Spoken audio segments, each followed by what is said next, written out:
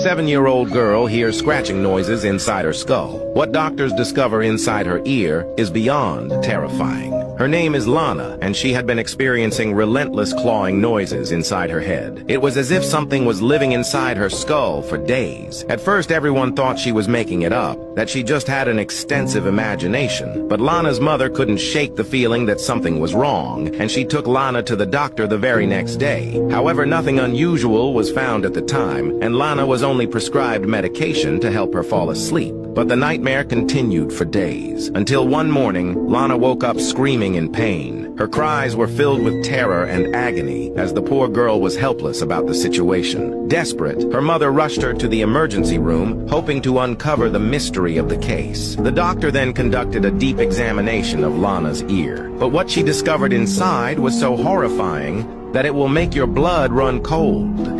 Press the follow button for part 2. Click the subscribe button to see the part 2.